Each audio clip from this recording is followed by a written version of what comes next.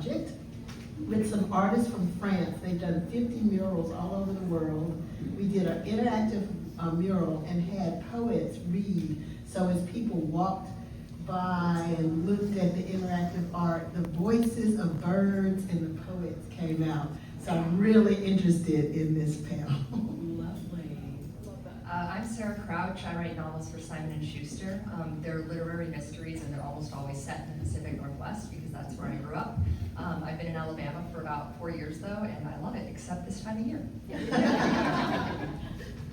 I'm Heather L. Montgomery, and I write for kids who are wild about animals. And I guess I have 18 books out and 3 more on the way. And I also write for museums. So if you've ever been to Cook Museum, and I do teacher workshops and school presentations too. I love it. They're also diverse and different in what they do, but yet it all works. Like, I love it. Okay, good stuff. So my first question for you all is, when did you first know you wanted to do what you do now? And anyone can jump in. When I decided that I couldn't stay in corporate America another year. Did it for 20 plus years and was like, all right, if I can stick with it, the salary was good, but that's not what I wanted to do. So it was either you're gonna take a chance before you regret it. It was one of those things. So I set a goal for myself. It was to publish a book by the time I was 40. I missed the deadline by a year, but I still got it done. I'm assuming you took a little while before you left the job, or did you just take the leap and went for it? Oh God, no. No, do not take the leap. That's something else I want to put in my little workshop. Do not take the leap until you have a safety net. And I really, no, I worked full time until I had a couple books on contract. But yeah.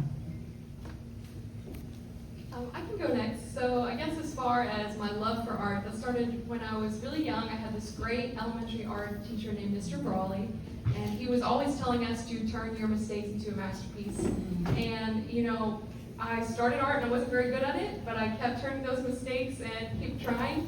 And now it's going to be my profession. And I will say, I had the chance to be an elementary art educator as well for 4 months, so it was a great opportunity. And I think it definitely, working with kids is very difficult as well, and so I definitely want to be in the realm of art education, but I think now I'm leaning towards college professor and higher ed as well. Thank you. Yeah, so for me, I think I always love to read, and you know, you read certain books and you think they inspire you. And I read To Kill a Mockingbird when I was a sophomore in high school as part of the required reading. I still remember where I was in my house when I read it. Probably inspired me to be a lawyer and a writer, but I think it's funny the different things that inspire you. You read so many wonderful books that you think, how could I ever write anything so great? And yeah, I took a creative writing class in college, and I got some good comments there, but I think what really pushed me over the edge to actually try was, have you ever read a book that you thought was kind of a stinker? It wasn't very good? Yeah. I read one and many moons ago and many years ago for me, but it was really, I don't know, I just thought, this guy can do it, you know, maybe I should at least write the prologue. And that's kind of how it catapulted for me. I think I rolled out of the womb a writer, and all I needed was to learn to read so that I could begin to write. And I think I remember writing my very first thing when I was 6, and I think I was a writer all my life. For a long time I didn't write. I was a college professor, and I thought I was tenured at 2 different institutions. I was a full professor at 2 different places, and it wasn't until my husband said to me, you need to start writing again. And I thought, you're crazy, you know, I'm 50 years old, I cannot start writing again. And he said, no, you're not happy, you got to start writing again. So I started writing again when I was 50, after 30 years of not writing. And had my first book published when I was 55. So it's been writing ever since. Can we just clap it up for that? Because I know I have felt this, and I'm sure others have, that, you know, at a certain point you're like, it's too late. Yeah, that's awesome. Not true. I love that. Thank you. Yeah, I must have been maybe maybe 12 or 13 when I figured out that there was this window in our house upstairs that if you popped out the screen, you could climb through onto this sagging roof on the front porch. So I would crawl out there with this floppy purple notebook and write just terrible poems that no one but my mother ever read. But that's about the time that I fell in love with the written word. Yeah, I wasn't a writer ever.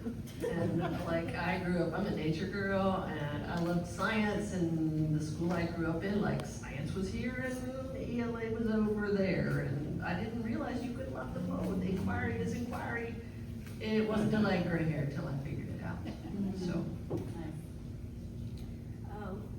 I'm like none of these people. I didn't know that I was gonna do what I'm doing now and until I love it, until I got here. Because, well, I'm from a family where every generation went to college. I was a terrible high school student. I got, D's get degrees. And I was good at art though, and my mom said you have to go to college. So I was like, okay, I'll get an art degree. I'm good at that. And then after that, I was like, now what? So and I have great respect for a dean who can sort of direct a person. But I said, what am I going to do? She said, you're going to go to the University of Alabama and get a master's and teach you a 5th year degree to teach. And I just sort of shrugged and said, okay. So I went and I did that, and then I ended up teaching elementary school for a while, and it was okay. I didn't not like it. I didn't love it. I didn't care for the things that were the objectives that I was supposed to be teaching the elementary kids though. So that's when I got interested and said, okay, I want to get a doctorate so I can teach teachers to teach other things than these annoying objectives, to work from the inside, But I didn't know that I was gonna be a teacher until I fell into it, Everybody has a different path. So you all are all successful in your own right, but I would like to know what is the hardest part, or what has been the hardest part along the way of doing this kind of work. The second book.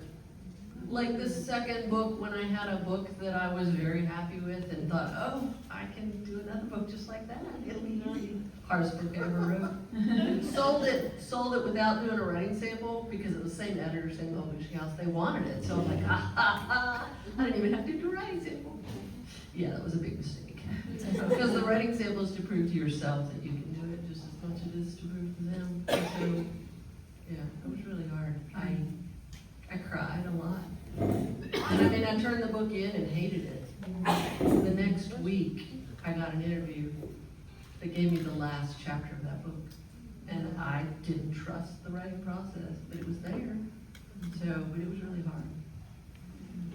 I went from a job that I was a professional long distance runner, so it's a job that has the most objective measure of success. It is hours, seconds, minutes. It's did you beat the person next to you or not? I went from that to the book I wrote is someone's least favorite book and someone's most favorite book.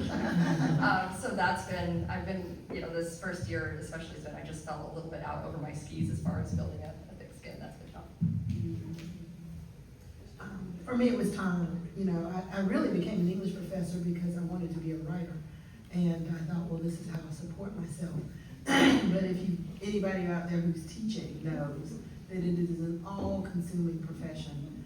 And the last thing you have time for when you're an English professor is writing.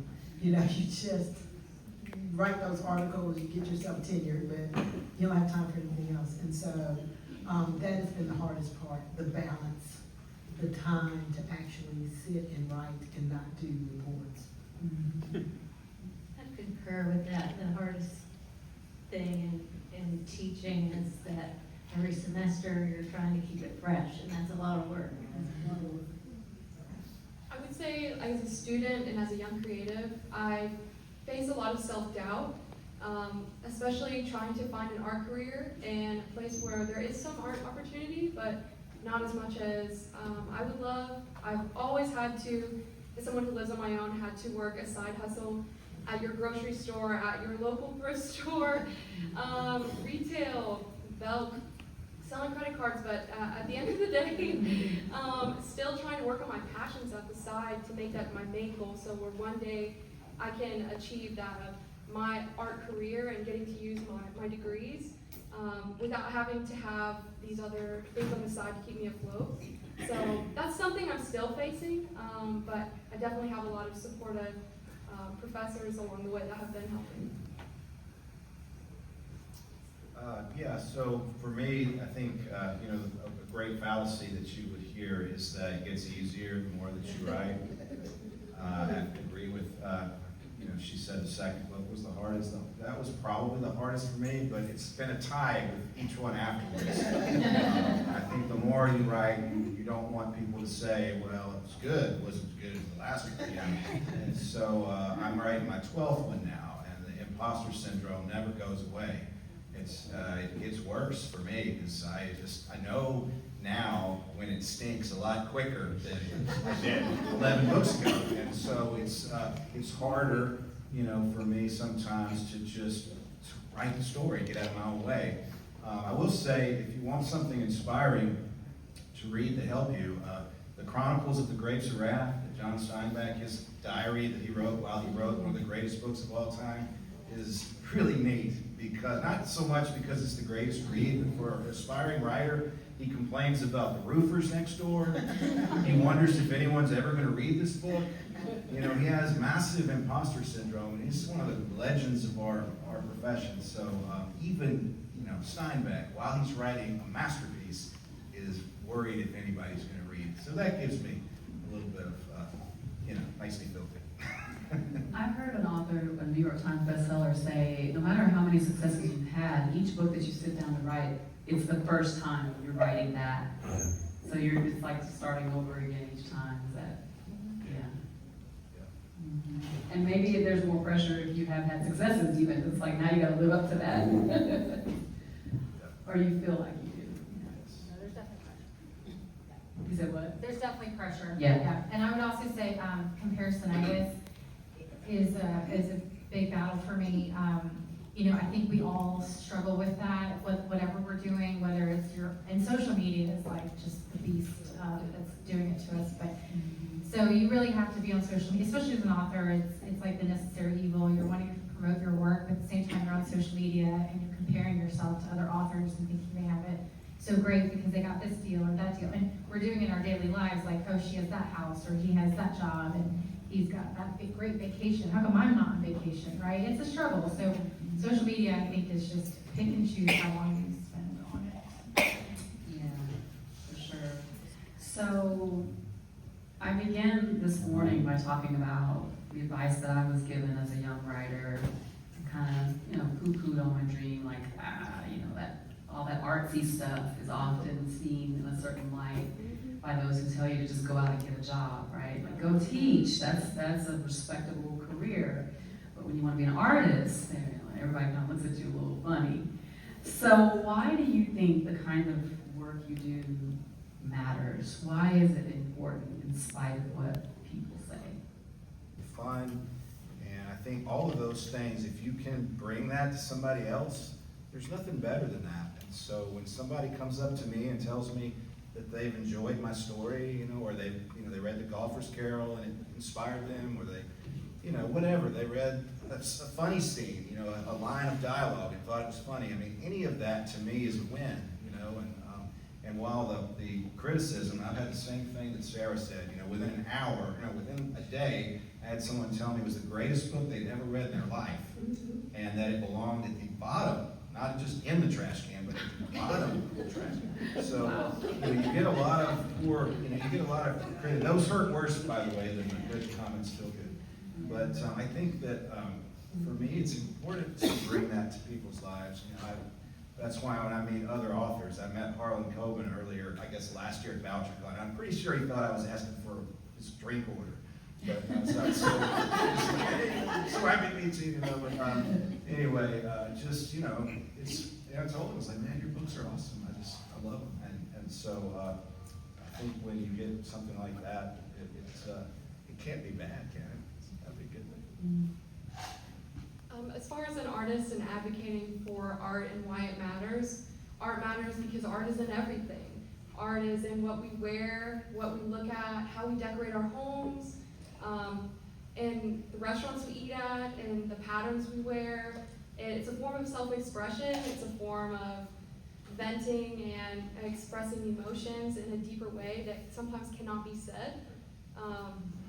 And art is, a great example of this is like UX designers. Like, they're people who work very closely with engineers, and their job really is to do the one thing that some engineers can't do, right? They have these designs, these mock-ups of, THAAD missiles, but they can't draw the missiles, so they have the artists come in and bring the life. Oh, and then look at this helmet design. Oh, that wouldn't look comfortable on someone's head. The artist can visualize and bring, and collaborate. I think artists are great collaborators. And we've even today, like writing and art goes hand in hand, right? Because we have to write our artist statements, and we have to advocate for ourselves. And so it's just artists. I can say oodles and oodles about how important art is, but I'm a big fan. What would life be like without art? It's like a world without flowers. Right. I thought that my art at least, became sort of important to other people when it became more important to me.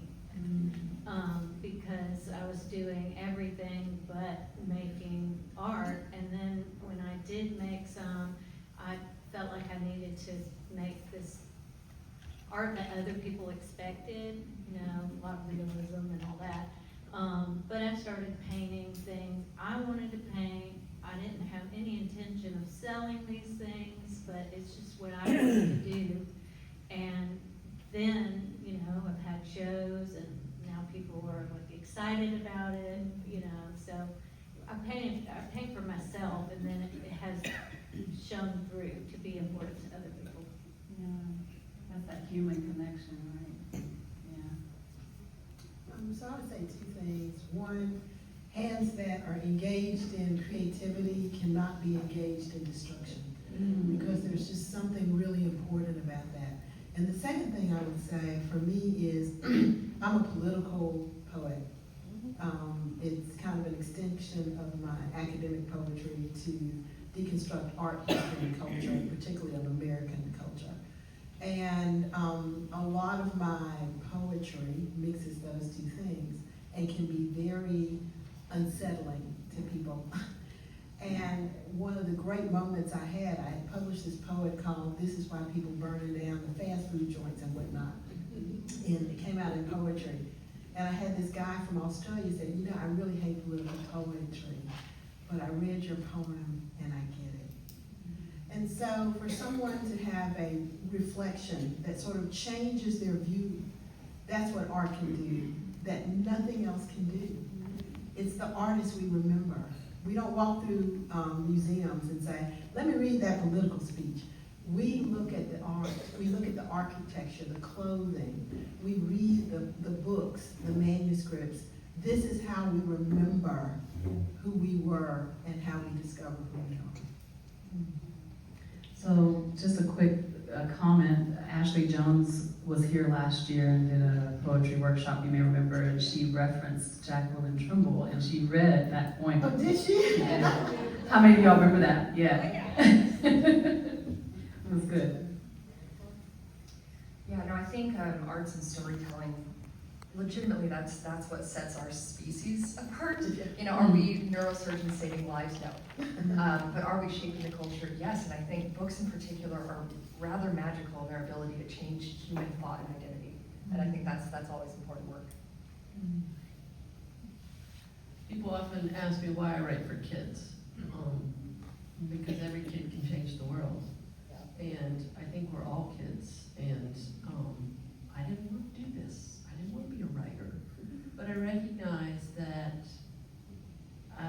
kids need to see that their curiosity counts. And a couple of my books I wrote based on questions that are weird.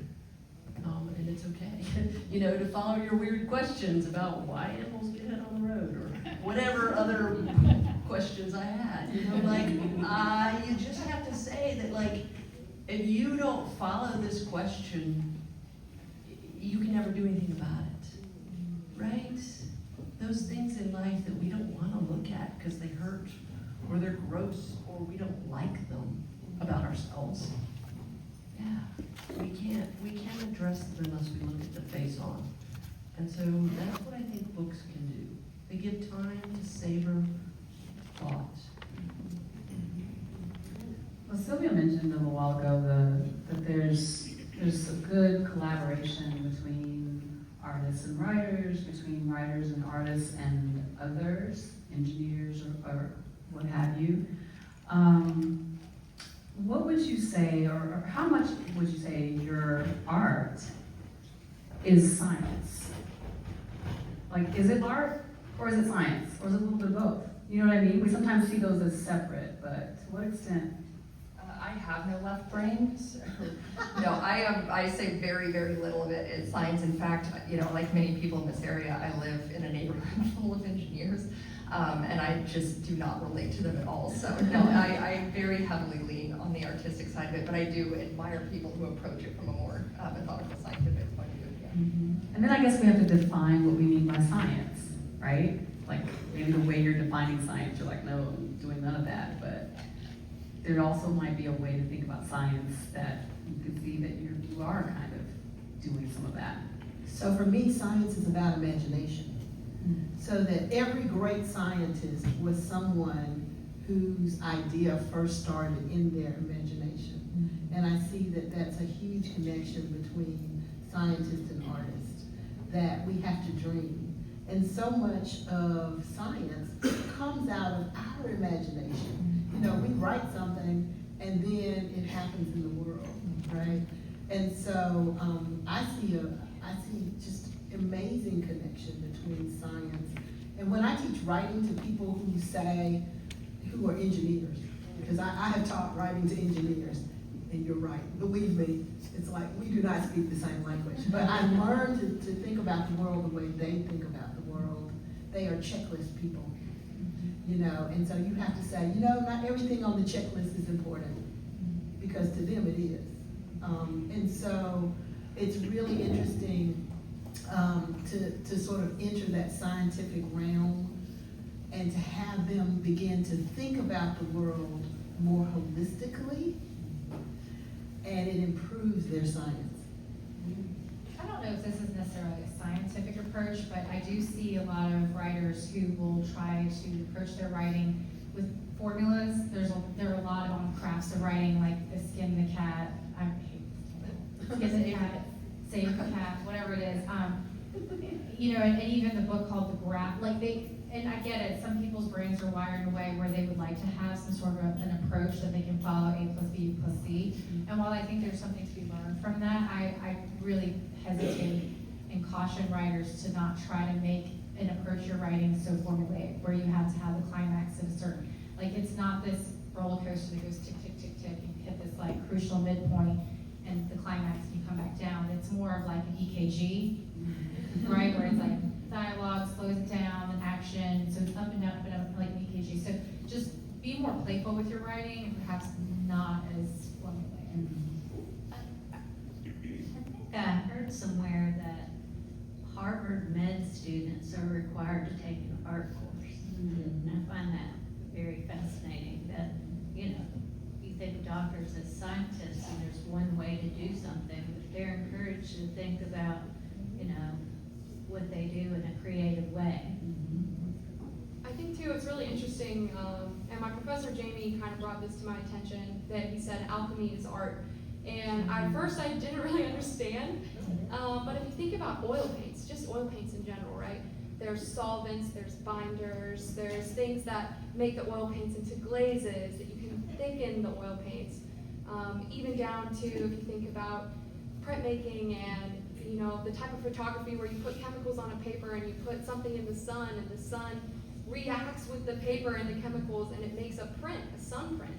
And there is a lot of really cool overlap in art, in the ways we make art and science. And one thing that has always drawn to me about the natural world is like there's patterns of art in science. It's kind of weird, like shells, you know, conch shells, the spirals they have are mathematical. You can put formulas So it's just really interesting that there's these weird overlaps, and I love that about art and science. Mhm. There was someone a student who had, I don't know if anyone was here, who had a poster during our, when the students did their scholarly showcase, yes, thank you. They had the patterns of different things in art that showed just what you're talking about. Does anybody remember that? Oh, yeah. Yeah, that was really, really interesting. It was fractal. Yes, there you go. Thank you. Good stuff. Okay, so since we're talking about the process of creating things, can each of you kind of share a little bit about your process? What that looks like? I'm guessing Georgina's not doing formulas, but what is the secret to the success? Like, what does the process look like? Let's take us behind the curtain a little bit. I know everybody has a slightly different way, and then we have actual art that's being produced in terms of painting and things. So, like, talk a little bit about the process of creating the products that you all do. It took me 8 years, to get published because I tend to take a dirt road and go on forever. And so my process now, after becoming published, is I write a short synopsis, which the publisher requires for me on the books that I write under deadline. But it does help because it sort of sets out a beginning and an end point. I always have a beginning and an end pretty well in my mind. It's the middle where things get murky. And so for me, I like to have a loose synopsis. I don't like to be too tight. If I want to be tight, I just stay as a lawyer, And so I want to be loose enough to take a dirt road, but I want to have at least a roadmap to know that I'm far away from the beach right now. I need to get back on the interstate. And so that's kind of sort of the way I set up from a formatting standpoint. And then each morning, I get up early. I used to get up at 4 when I was 27. I get up at 5:30 now. I'm 51 because I just can't do. I've got to get a certain amount of sleep, but I'll have like an early morning session, which is about an hour and a half, 2 hours, and then I try to at least get one more session during the day, which will normally equal like 1,500 words, which isn't great, but it's 1,500 words times 60 is a novel, and so that's kind of the way I do it. And just in terms of the prior question about science and art, I remember in law school tax class, guy next to me is like, I was told there would be no math, I think you could say the same about science for writing, but there is a discipline to writing, and I think for me the science part of it is the discipline of making sure you get in the chair every day and at least try, and normally that will produce words, which will eventually produce a book. But there is a performance aspect to it also, which means you don't just check the box. I'm a box checker. I love to check that early morning session box.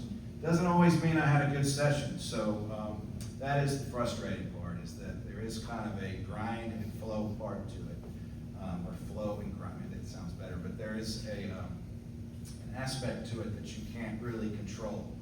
It's just got to happen. And that's fun when it's happening. Same in art, where you have to make yourself get in front of the easel, so I go 3 days a week to my studio. And the great thing about paint is you can paint over it. So we're talking about those mistakes, and I might spend 5 hours one day doing somebody's face, and I'm just like, and I paint over it. And my husband comes in, oh my God, you spent so much time on that. How could you paint over it? Well, there's always tomorrow, and it'll be better. I think as far as the process too, if I'm just thinking about the 3 phases I do, I've got my reference photo, my underpainting, and then fine tuning, right? So reference photos for me looks like taking photos on my iPhone or on my camera and getting a good reference photo. For anyone who's starting a good painting, the better reference photo you have, the better chance the work will be better. Like if you have shadings you can't see, or the contrast is fuzzy, or it's in, there's anything that you can't discern, that's going to make it difficult when you're going to paint something. For some of my classmates, they actually use this thing called Midjourney, which is an AI reference photo generator, which is new to me. And at first I was like, I don't know how to feel about that. But a great example, my classmates Trevor and Donna and Beth are using AI generated images to produce these landscapes from the Bible and from the Nile, and they're making a mural in a church, right? So right, which is like, I would never have thought to use Midjourney to do that, but I mean, how could you have these biblical scenes? You don't really have pictures of them, so you generate them. So that's neat, and then you've got to do your underpainting, putting tones down. Art is layering, like Dr. John said too. You can paint over it. And I think too, one thing about artists and writers is also knowing when to step away, knowing when to stop. Like, and sometimes the question is like, is it finished? And my mom's like, Sylvia, just sign it, it looks done. And I'm like, it's not what I want it to be. And you know, but sometimes that's okay. You just have to step away, and then when you get a look at it again, you're like, okay, yeah, maybe it is done. I want to jump in right there, and I know somebody else may have something to say, but I want to speak to that because I've heard a couple of you say, you know, I did this, but it was terrible, or, you know, I just got it done. But how do you know when it's good? Yeah, that it feels right, maybe, or that someone can connect to it, or maybe that it, like, I guess as far as faces, I'm trying to paint my brother. It's like, something about that does not look like Miguel. And I'm like, I'll take the picture and I'll look at it and I'll zoom in. And I think, you know, eventually I see Miguel and I have someone else look at it too. And I think that's a great thing about art and writing, having peer reviews. Other people who are not looking or reading the thing you've been staring at for hours, right? Having someone else be like, no, maybe just move his forehead down a little bit. He's got kind of a big forehead right now. I'm like, oh, yeah, his hairline could be lower. And then, again, it's still hard. It's hard to know when things are done, but having people help you is huge. I immediately thought of an analogy with writing, as you talked about. If you're trying to draw Miguel and you're looking at what you have and you're sort of putting those next to each other, I guess if you're creating a character and you want them to be a certain way or look a certain way, the evaluation of it is, are they representing what you had in your mind? Maybe it could be compared to what they're doing on the canvas. Yes, maybe.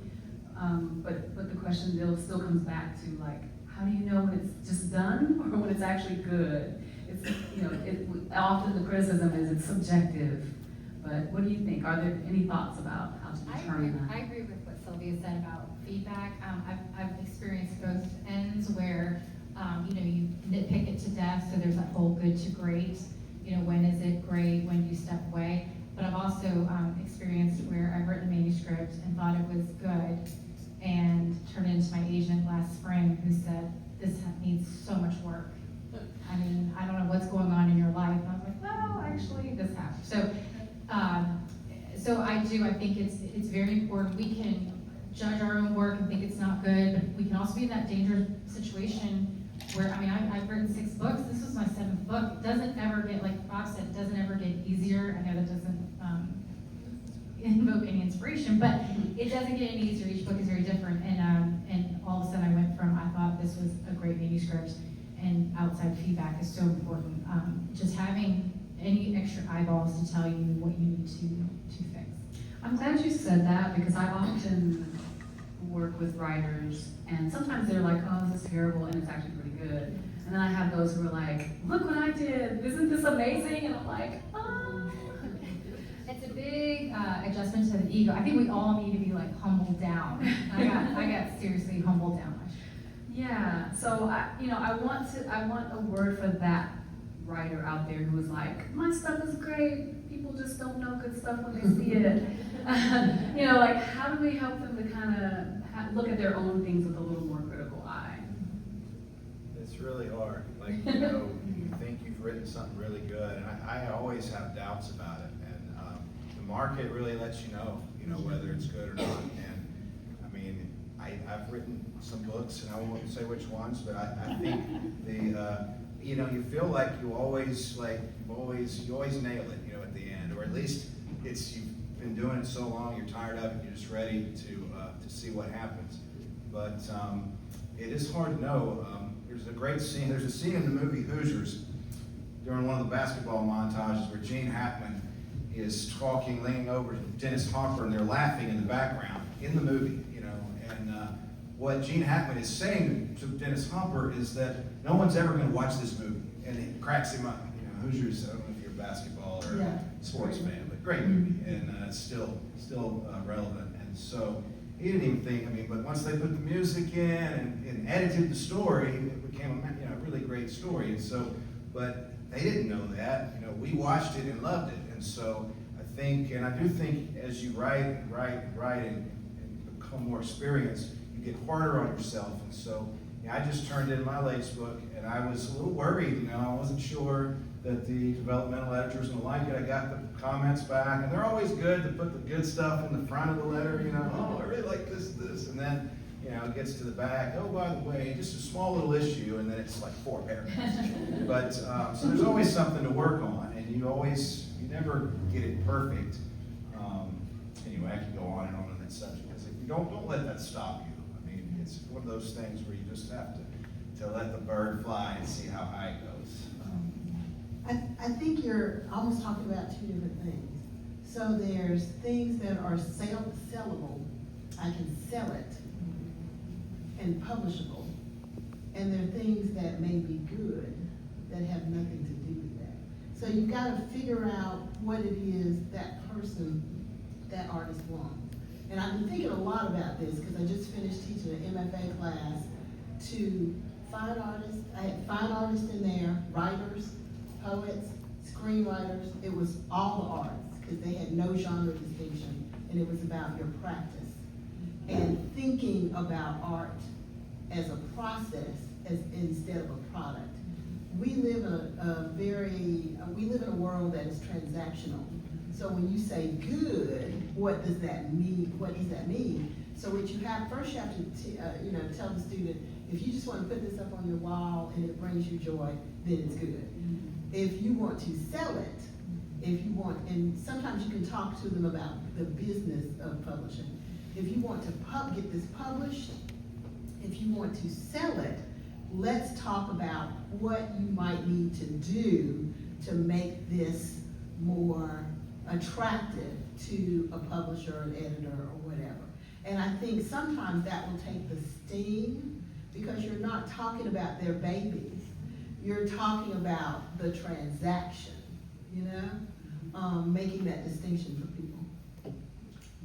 I think that's right on, like the marketable, like what's the purpose here for this criticism? Like, I think understanding, when I'm critiquing, I think one of the really important things is understanding what their goal is. Is it to publish something, or is it for personal, Another thing that really helped me is an editor once said, everyone takes rejection so hard, and we should, but she said it's kind of like, I need a cocktail dress, and I go into the mall. Well, when I go into the mall, I gotta know which store to go in first, right?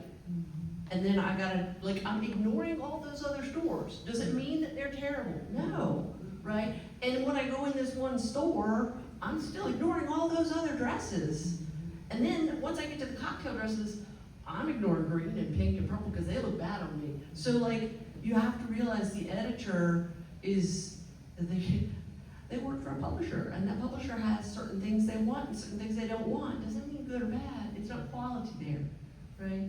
And so that really helps me take the many, many rejections better, right? And also to submit carefully, right? And do my research before I submit. That's huge.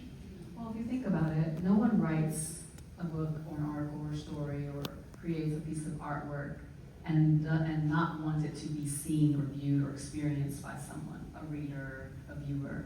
So no matter how good you think it is, if the ones that you made it for aren't interested in it, if your audience isn't going to read it or look at it, then you have to really think about whether you've accomplished your goal. Now, if you are your own audience, as Jackie said, then great, put it on your wall, have a good time. But I think that's really important. What you're really talking about is audience, whether or not you're connecting with who it is that you're trying to connect to. I do think it's interesting, though, sometimes how those two things can be one and the same. For it to really sell, it's got to be authentically real. Kind of like in Walk the Line when Sam Phillips is talking to Johnny Cash about the one song. You had one song to sing before you died. And he just sang a beautiful rendition of a gospel song, but then he sang something he wrote, which turned out to be Folsom Prison Blues. And it was, it was magic. Because his voice was perfect, not because the setting was perfect, but because it was his, and only his. And so I think that sometimes the merger of what sells and what's real is what really makes it magical. And yet, the Macarena was a big hit. And yet the Macarena was a big hit. Exactly. You just never know. That was authentic. Yeah, it's a battle because there's the commercial viability, right? So when you want to be selling, you also want to be considering the commercial market, which is obviously what as a writer, what your editor, what your publisher is looking at. And I mean, we've definitely seen some books come out there that I'm like, this is not good writing, but damn, they have a good TikTok account. And they are commercially successful, commercially viable, and people will read their stuff. And then thankfully, there's the work that's splendid on its own, so it will find its own audience.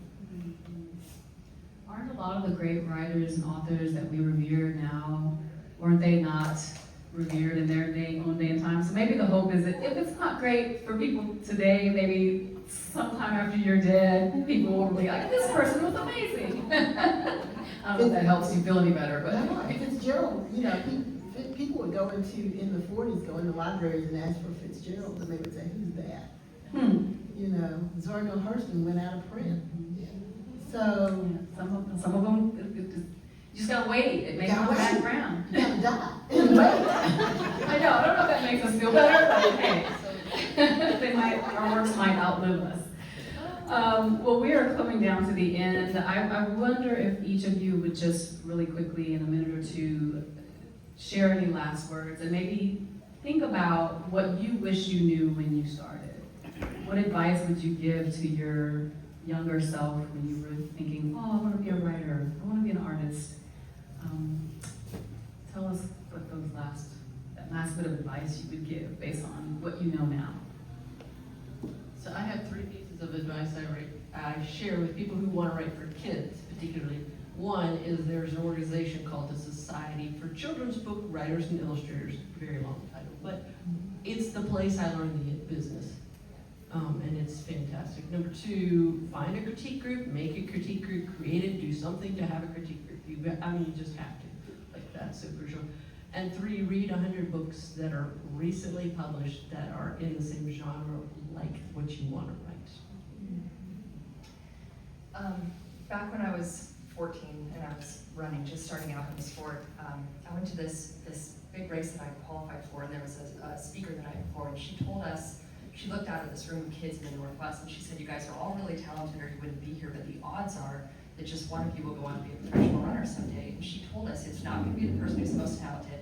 It might not even be the person who works the hardest, but it'll go to the person who has the most grit. And she explained to us that grit is what happens at the intersection of passion and perseverance. It's the person who loves the sport so much that they'll keep going through every bad year, through every bad season, through every bad day. And sitting there with this great big heart full of dreams like every other kid in the room, I thought, well, that could be me. Now the next day I finished almost dead last in that race. But I fought through 7 more years of high school, college running, and then I signed my first contract with Reebok, and I realized as I signed it, like, grit was the thing that got me here. And then it was 14 years later that I signed my contract with Simon & Schuster after 9 years of rejection and 8 failed manuscripts, and it hit me again, like, oh, grit was the thing that got me here. I had failure, so much failure, but I kicked back, and I kicked, and I kicked, and I kicked until success shone through. So if that's you right now, and you're in the middle of failing at it, that's okay, just keep kicking. That's really good advice. It's never too late. Keep writing. When my first book was about to come out, I realized everything was done. And they had a launch date. And I thought, after trying for so long, oh my God, people are gonna read this. And I had a horrible panic attack. And I called and I said, oh my God. And I called a writer friend of mine and I said, Randall, people are gonna read this and this is gonna be terrible and they're gonna hate me and da da da da da. And he just listened to me rant and rave and he said, Jackie, stop it. Do you. So as a writer, it was the best advice I ever got. Do you? Do you? I almost, oh, No, go ahead. I guess I almost feel too young to be giving you guys advice on making successful art careers because I'm still working on mine. But I guess my advice would be don't lose steam, even when it's the bad days, even when you don't feel like you have something happy or beautiful to paint. Paint anyways. Paint something impactful. Put your feelings on the canvas because it is important. It does matter. The good and the bad just matter. And I loved what you guys had to say too about grit and not giving up. I also ran track and field when I was an undergrad, and one thing is just show up. Like, get 1% better each day, even if you just worked on your warm-up drills, or even if you just worked on drawing lines better one day. Or Dr. Johns, when I was elementary teaching, she told me if you can't teach them an art lesson, teach them a skill. Like, teach them, like, today we're going to learn how to make shapes. That's all we're going to do until we can make a picture with the shapes. And just don't give up. Things pop in my head. They're weird sometimes. I was thinking about the Garth Brooks song, the dance. If I knew back then how all this was going to go, I would have missed the dance. I think so. Giving myself advice from now. The thing that pops into my head is I would have played a whole lot more golf with my dad before he died. But I think that for aspiring writers, Stephen King's book on writing, probably hear that a lot this week. Probably already heard it a lot.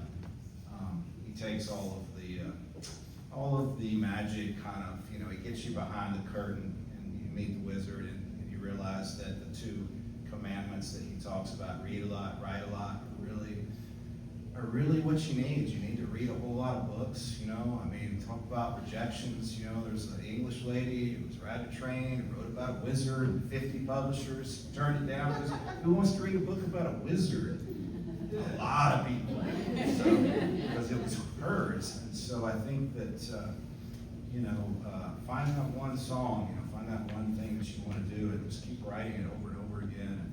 And try not to think too much about the results of it. Enjoy the dance of it. And, that's what people want to read. They want to read real stuff that takes them to another place. And that's why I read. That's why I like to write. It's just be able to have a chance of doing that. I would ask myself two questions, and ask yourself the same. Is this a hobby, or is this something that you want to turn into more of a side hustle or a career? And that's what, I can tell in my teens and my 20s, my writing was a hobby, and that's completely fine. My dad's got 3 self-published books. It's a hobby, and he's super happy, and he keeps writing. And so, ask yourself, is this a hobby? Perfectly great, work on it as much as you can.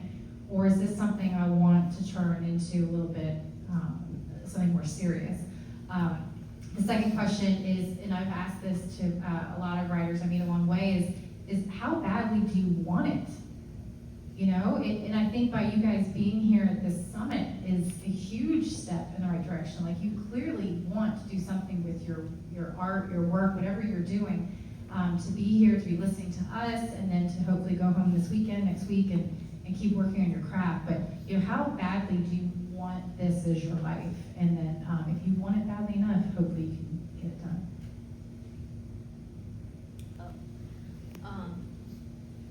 No great words of wisdom, but I would have told my younger self to understand that a failure isn't something to be defeated by, that it's a lesson learned. Failures are lessons. That's good. That's good. Thank you.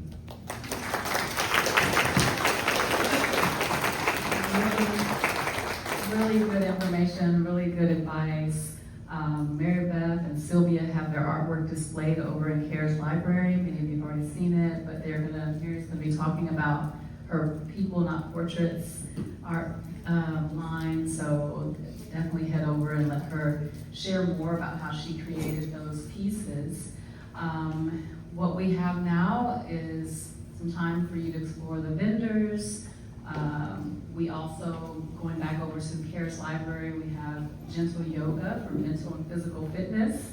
We have People Not Portraits gallery talk, and then we're doing a focused writing group in the Cares Library room 114, and then we're also doing a Scribe Tribe interest meeting / focused writing in the Writing Center. So basically we're heading back over to the library for all the things. So I hope that you all have enjoyed thus far, and will stick with us through the rest of the afternoon. See you over there.